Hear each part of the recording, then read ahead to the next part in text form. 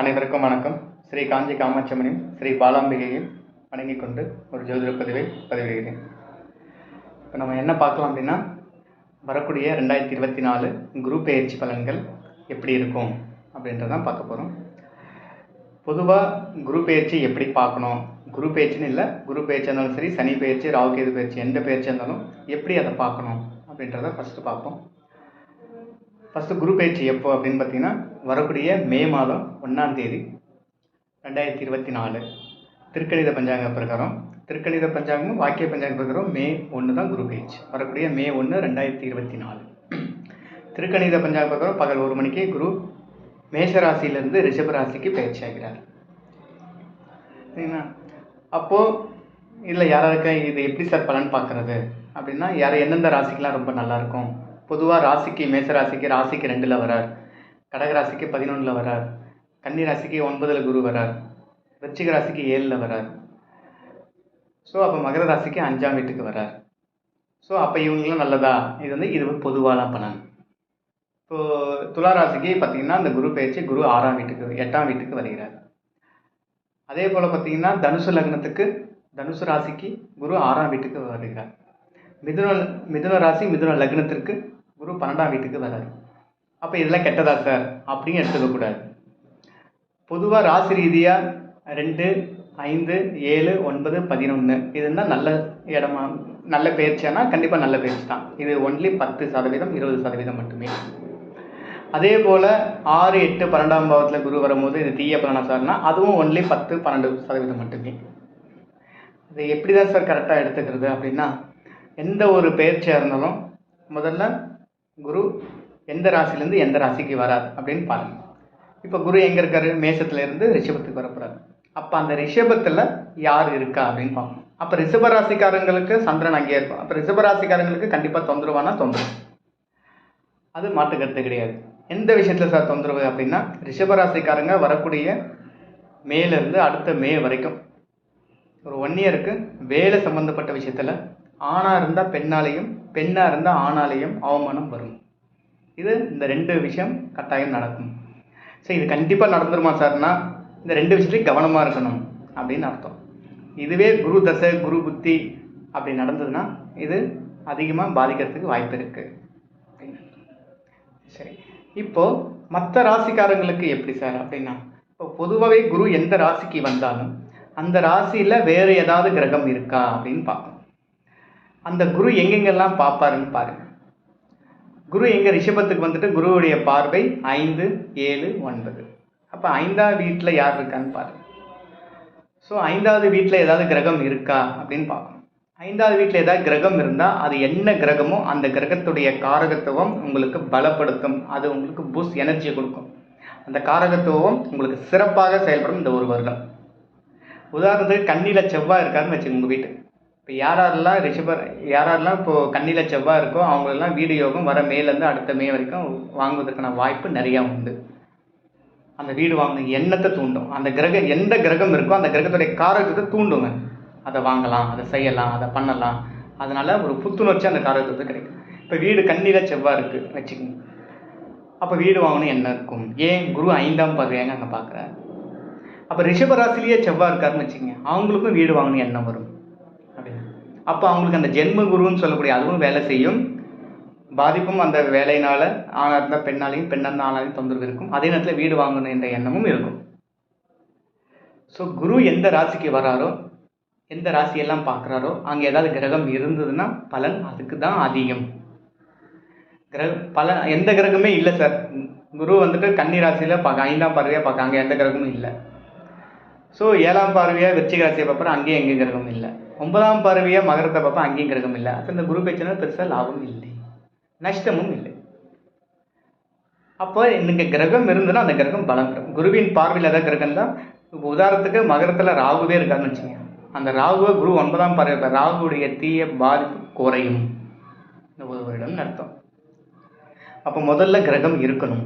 இருந்துன்னா அந்த கிரகத்துடைய காரத்தும் பலத்தரும். ஒரு குழந்தைங்க ஜாதகத்தில், பசங்க ஜாதகத்தில் பார்த்தீங்கன்னா விருச்சிகத்தில் புதன் இருக்கா, இல்லை கன்னியில் புதன் இருக்கான்னு வச்சுங்க, கன்னி விருச்சிகம் 5ஆம் பார்வையை கன்னியை பார்ப்பார், அங்கே புதன் இருந்தாலும், இல்லை விருச்சிகத்தில் புதன் இருந்தாலும், இல்லை மகரத்தில் புதன் இருந்தாலும், கண்டிப்பாக அந்த குருவின் பார்வையில் அந்த புதன் வந்துடுவார். இப்போ நான் சொல்ல பிறந்த கால ஜாதகத்தில் கன்னியில் புதன் இருந்தாலும், இல்லை விருச்சிகத்தில் புதன் இருந்தாலும், இல்லை மகரத்தில் புதன் இருந்தாலும், இப்போ குரு பகவான் ரிஷபத்து வந்து பார்க்க போகிற அந்த புதன். அப்போ புதனுடைய காரகத்துவம் என்ன, அதெல்லாம் பலப்பெறும். புதன் என்ன, தங்கை. அப்போ தங்கைக்கு சுபகாரியம் நடக்கலாம். குருனா சுபகாரியம். குழந்தைங்க ஜாதகத்தில் இருக்குது குருனா புதன்னா படிப்பு.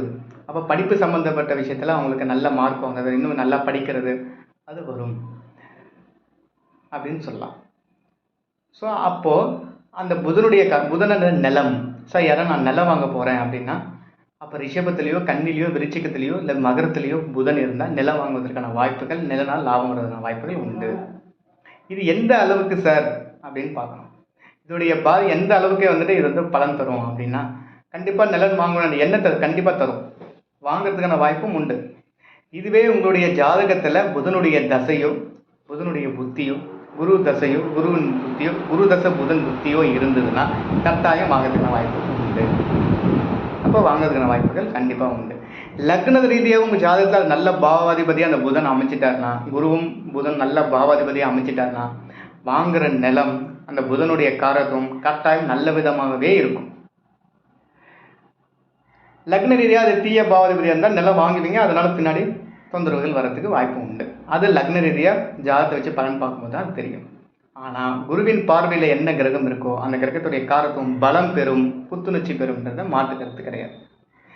இப்போ அதே கண்ணில் சூரியன் இருக்குன்னு வச்சுக்கோங்க. சூரியனா கௌரவம், நீங்கள் வேலை செய்கிற இடத்துல ஒரு கௌரவம் கிடைக்கும், ஒரு கௌரவமாக இருக்கிறது.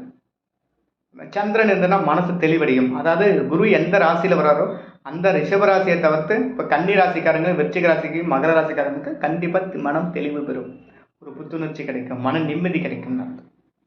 இப்போ அங்கேயே வந்துட்டு பிறந்த கால குருவே இருக்காருன்னு வச்சுக்கோங்க. கண்ணிலேயே குரு இருக்கார், குருவையே பார்க்குறாரு. குருவுடைய காரத்துவங்கள் பலப்பெறும். வருமானத்தை எப்படி உயர்த்துறது அப்படின்னு இருக்கும், பணத்தை வச்சு பணத்தை எப்படி மேலும் சம்பாதிக்கிறது அப்படின்னு ஒரு எண்ணத்தை கொடுக்கும். சனி இருக்கிறது ரொம்ப நல்லது. வேலையில் இடமாற்றம், வேலையில் ப்ரொமோஷன், யாராவது ப்ரொமோஷன் காத்துட்ருக்கீங்களான்னு பாருங்கள். கன்னியில் புதன், ரிஷபத்தில் புதன் சனி இருந்தாலும், கன்னியில் சனி இருந்தாலும், விருச்சிகத்தில் சனி இருந்தாலும், மகரத்தில் சனி இருந்தாலும் நோட் பண்ணி வச்சுங்க. வர மே 1 அடுத்த மேக்குள்ளே உங்களுக்கு ஜாப்பில் நல்ல இம்ப்ரூவ்மெண்ட் கிடைக்கும். லக்னமும் நல்லா இருந்து தசாபுத்தியம் இருந்ததுன்னா கட்டாயம் அது உங்கள் லைஃப்பில் நல்ல ஜாப்பை கொடுத்துரும். ஜாப்பில் ஒரு இம்ப்ரூவ்மெண்ட்டு கட்டாயம் இருக்கும். சுக்கிரன் இருக்காரு, ரொம்ப நல்லது. திருமணம் ஆகாதவங்க சுக்கிரனுடைய காரகத்துவங்கள், பெண் பார்த்துட்டு இருக்காங்கன்னா திருமணம் வரன் அமையறதுக்கு வாய்ப்புகள் உண்டு. அங்கே கேது இருக்கார், கன்னி விருச்சிக மகரத்தில் கேது இருக்கான்னு வச்சுங்க, ஆன்மீக விஷயத்தில் நல்ல நாட்டம் ஏற்படும். ஸோ அப்போது இப்போ நான் சொன்ன கிரகங்கள்லாம் ரிஷபத்திலேயோ, கன்னிலேயோ, விருச்சிகத்திலேயோ, மகரத்திலேயோ இருந்தால் இது பலம் பெறும். எந்த கிரகம் இருக்கோ அந்த கிரகத்துடைய காரத்துவம் பலம் பெறும், கட்டாயம் பலம் பெறும். லக்ன ரீதியாகவும் நல்ல ஆதிபத்தியம் இருந்தால், பொதுவாக இந்த ராசியில் இந்த கிரகம் இருந்தாலே 50% பலம் பெறும். நல்ல லக்னமாக இருந்த தசாபுத்தியாக இருந்ததுன்னா 70%. இந்த 70% அப்படின்றது நல்ல விஷயத்துக்கா தீய விஷயத்துக்கா அப்படின்றத லக்ன ரீதியாக நல்ல பாவ ஆதிபத்தியமாக இருந்தால் நல்லதாக பயன்படும். ஸோ இப்படி தான் ஒரு பயிற்சியை பார்க்கணும். இதுதான் எல்லா பயிற்சிக்கும் இப்படி தான் பார்க்கணும். பொதுவாக ராசிக்கு 2ல் வரார், 3ல் வரார், மேசராசிக்காரங்க 2ல், மேசராசிக்காரங்களுக்கு ஒரு பெரிய ரிலீஃப். ஏன்னா ஜென்மகுரு அவர்கிட்ட விளையிறார். கண்டிப்பாக மேசராசிக்காரங்களுக்கு நல்லா இருக்கும். 2ஆம் வீட்டுக்கு குரு வந்துடுறாரு, அது நல்லாயிருக்கும். மேற்கொண்டு அவங்களுக்கு சில அமைப்புக்கு இப்போ நான் சொன்ன மாதிரி அவங்களுக்கு குரு பார்க்குற ராசியில் கிரகங்கள் இருந்ததுன்னா இன்னும் நல்ல அமைப்பு. சார் கண்ணிலையும் கிரகம் இல்லை, ரிஷபத்தில் சந்திரனை தவிர வேறு யாரும் இல்லை, விருச்சிகத்துலேயும் யாரும் இல்லை, மகரத்துலேயும் யாரும் இல்லை அப்படின்னா அந்த குரு பேச்சு பெருசாக லாபமும் இல்லை நஷ்டமும் அப்படின்னா, அப்போ கிரகங்கள் இருந்தால் இந்த குருவின் பார்வையின் கிரகம் தான் அந்த கிரகங்களுடைய காரத்துவங்கள் உங்களுக்கு கண்டிப்பாக கிடைக்கிறதுக்கு வாய்ப்பு இருக்குது. இது லக்ன ரீதியாக மற்ற ஆதிபத்தியங்கள் அப்படின்றத லக்னம் என்னவோ அதை வச்சு இதை மேலும் பார்க்கலாம். இப்போ உதாரணத்தை கடக லக்னம்னு வச்சு, கடக லக்னக்காரங்களுக்கு குரு 6க்கும் 9க்கும் உடையவர் 11ஆம் வீட்டுக்கு வரார். இது நல்ல ஒரு கெட்ட ஆதிபத்தியம், ஒரு நல்ல ஆதிபத்தியம். அப்போ 9ஆம் அதிபதி 11க்கு வரார், நல்லதான் சார், நல்லது. 6ஆம் அதிபதி 11க்கு வரார் அப்படின்னா முதல்ல கடன் வாங்கி அப்புறம் அந்த கடனை கட்டுறது. ஸோ இது லக்ன ரீதியாக அப்படி பார்க்கணும். இப்போ இதுவே கன்னி லக்னம் 4க்கும் 7க்கும் அதிபதி 9க்கு வரார் அப்படின்னா மனைவியால் ஒரு சந்தோஷம் கிடைக்கிறது, வீட்டுனால கடன் வாங்கி வீடு வாங்குறது, வீட்டுனால கடன் ஏற்பட்டு அதனால் ஒரு நிம்மதி அடைகிறது அப்படின்னு வரும். 4ஆம் அதிபதி 7ஆம் அதிபதி ஸோ 7ஆம் அதிபதி 9ல் வந்து மனைவியால் ஒரு சந்தோஷம் ஏற்படும் அப்படின்னு சொல்லி, ஸோ லக்ன ரீதியாக பார்க்கலாம். ஸோ இப்படி தான் ஒரு பயிற்சியை பார்க்கணும். ஸோ இதுதான். அப்போது முதல்ல நம்ம என்ன பார்க்கணும், குரு ரிஷபராசிக்கு வர அங்கே யார் இருக்கான்னு பார்க்கணும். ரிஷப ராசிக்காரங்களுக்கு 2 விஷயத்தில் கவனமாக இருக்கணும். ஒன்று, செய்கிற வேலையை செய்கிற இடத்துல கவனமாக இருக்கணும், வேலையில் தொந்தரவு வராமல் பார்த்துக்கணும். 2வது, ரிஷபராசி அது ஆணாக இருந்தால் பெண்ணாலையும், பெண்ணாக இருந்தால் ஆணாலையும் அவமானம் வராமல் பார்த்துக்கணும். ஸோ அவமானம் வருவதற்கான வாய்ப்புகள் உண்டு. இது எந்த லெவலுக்கு சார் போகும் அப்படின்னா, அந்த குரு தசையோ குரு புத்தியோ நடந்ததுன்னா பாதிப்பு அதிகமாக இருக்கும், இல்லைன்னா பயப்பட வேண்டாம். மற்ற ராசிகளில் கிரகங்கள் இருந்தால் பலம் பெறும். இதுதான் இந்த குரு பயிற்சியினுடைய பலன்கள். சார் நிறைய கிரகங்கள் இந்த குருவின் பார்வையில் வந்துடுச்சு அப்படின்னா உங்களுக்கு நிறைய இந்த குரு பயிற்சி உண்மையிலேயே நல்லது. கண்ணியில் 2 கிரகம் இருக்குது, விருச்சிகத்தில் 2 கிரகம் இருக்குது, மகரத்தில் 2 கிரகம் இருக்குது. குரு பயிற்சினாலும் உங்களுக்கு பெரிய மாற்றத்தை தரப்போகுதுன்னு அர்த்தம். குரு பயிற்சினால சந்தோஷம் இருக்க போகுதுன்னு அர்த்தம். சந்தோஷமாக துக்கமான்றது நிச்சயமாக சந்தோஷம் இருக்கும். எந்த லெவல் வரைக்கும் சந்தோஷம் இருக்குன்றது லக்னம் டிசைட் பண்ணும், தசாபுத்தி டிசைட் பண்ணும். இப்படி தான் எடுத்துக்கும். ஓகேங்க. மேலும் ஒரு புதிய தகவலுடன் உங்களை மீண்டும் அடுத்த பதிவில் சந்திக்கிறேன். என்னோட பெயர் ராஜசேகர், ஸ்ரீ அம்மனருள் ஜோதிடம், வடபழனி, சென்னை. அனைவருக்கும் வணக்கம், நன்றி.